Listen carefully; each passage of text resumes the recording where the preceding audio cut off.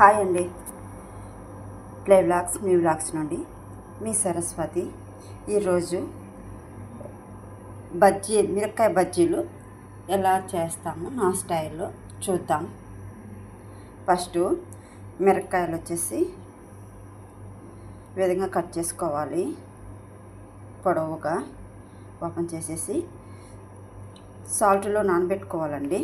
ఒక 20 మినిట్స్ నానబెట్టుకుంటే బాగా పచ్చిమిరపకాయకి బాగా టేస్ట్గా ఉంటుంది. ఓకే, ఇప్పుడు బజ్జీ ఎలా వేద్దామో చూద్దాం.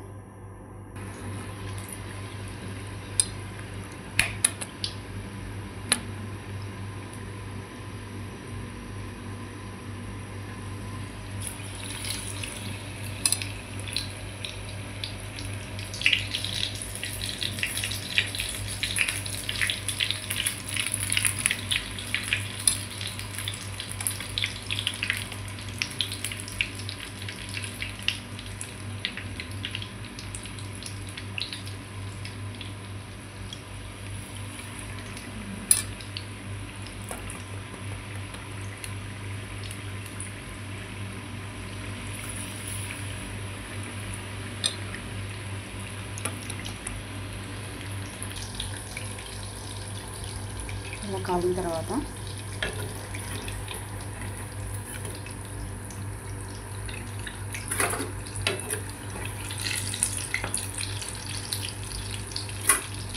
తీసేసుకొని ఇవి కట్టు బజ్జీలు ఎలా చేస్తారో చూపిస్తాను. వీటిని కట్టు బజ్జీలు లాగా చేస్తారు కదా, అవి ఎలా చేస్తారో చూపిస్తాను.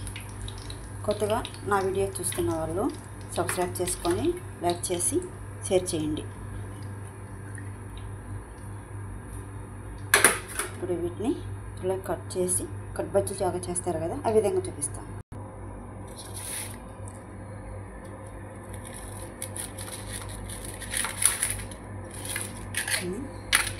ఈ విధంగా కట్ చేసుకోవాలి.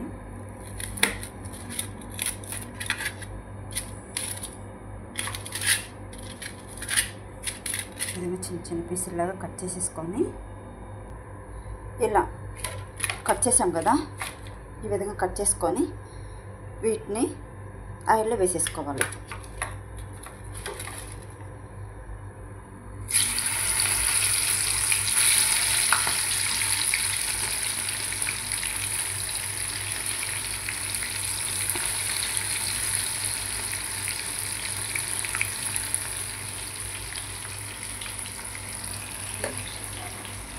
ఇది బాగా ఎర్రగా వచ్చిందాకా అది చిల్లీ కనుక కలర్ చేంజ్ అవుతాయి. కలర్ కూడా మారిపోతాయి. గ్రీన్ కలర్లో లేకుండా బాగా వేగిన కలర్లో వచ్చేస్తాయి. అప్పుడు తీసేసుకోవాలి.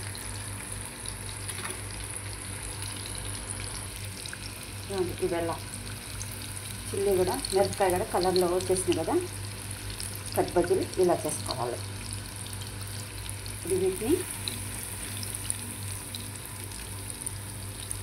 ఒక ప్లేట్లో తీసేసి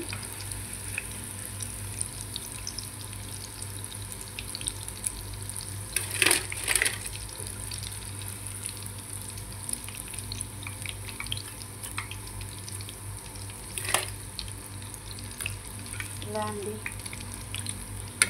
మిరపకాయ బజ్జీ, అలాగే కట్ బజ్జీలు ఎలా చేయాలో నా స్టైల్లో నేను ఇలా చేస్తానండి. మీకు ఇలా చేసిన తర్వాత కొంచెం